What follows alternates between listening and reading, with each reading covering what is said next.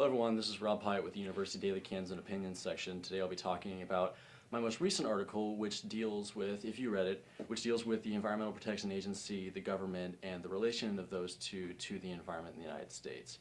If you read my article, you noticed that there were a few things I mentioned that are still being produced today that are particularly dangerous to the environment, which end up polluting not only our homes and our parks, but also public areas like the oceans, beaches, things like that.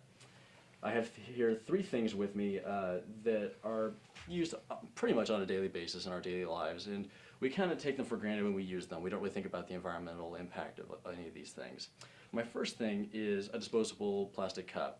Now you might think, well, Rob, this is just a paper cup. It's not going to, really have a whole lot of an effect on the environment. But the bad thing about these things is, unlike your reusable water bottles that you'll use, say, at the gym, these things are a one-and-done deal. You pull these out of the sack at Walmart or whatever, you put your water in it or whatever, you drink it, and then what does it do? It goes straight in the trash can. You never use it ever again. Unfortunately, it doesn't stop there. It gets picked up by the garbage man. Where do they take it? To a landfill, where it's doomed to sit under the soil for a good 1,000 or so years before it finally breaks down. Second thing I have here, and it's kind of the same thing with the plastic, but one thing about these plastic bottles, again, a one-and-done deal, is that back in the day, probably 50, 60 years ago, companies like Coca-Cola, Pepsi, and other kinds of recreational drink companies would produce their glass bottles in which they would put all their material, their liquids and whatnot. Unfortunately, due to safety regulations enacted by the government, by the Environmental Protection Agency, we decided that we would start putting things in plastic instead of glass. Now this might be a little more safe for people, but it's not so safe for the environment.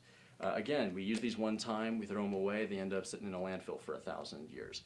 Where it was with 50 years ago with a glass bottle, you used to be able to take it back to the store, they'd give you 5 or 10 cents to return the bottle, it'd be cleansed out, sterilized, reused, which to me seems like a little bit more of a green option. The third thing I have here is your generic plastic sack. You can pick these up at Walmart, Walgreens, whatever. Now, the thing about these are produced using very thin strips of solidized petroleum or natural gas. The thing about these is, back 20, 30 years ago, you might be old enough to remember, we used to have paper sacks in grocery stores, in Walmart, Kmart, wherever. Then somewhere along the way, somebody decided that we had less of an impact on the environment by, instead of cutting down trees and making paper out of them, we would start using plastic bags instead of paper ones.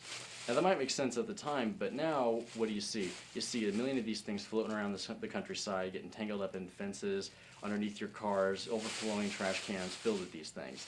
They're getting all over the place, they're in the environment, they're buried under heaps of leaves and such. They're just polluting the environment altogether. So the whole purpose of my article is basically to say that while we're trying typically to be more green and be more environmentally friendly, a lot of times the issue of safety and government regulation, things like that, get in the way and end up actually backfiring and giving us worse products that are worse for the environment than what the original product was.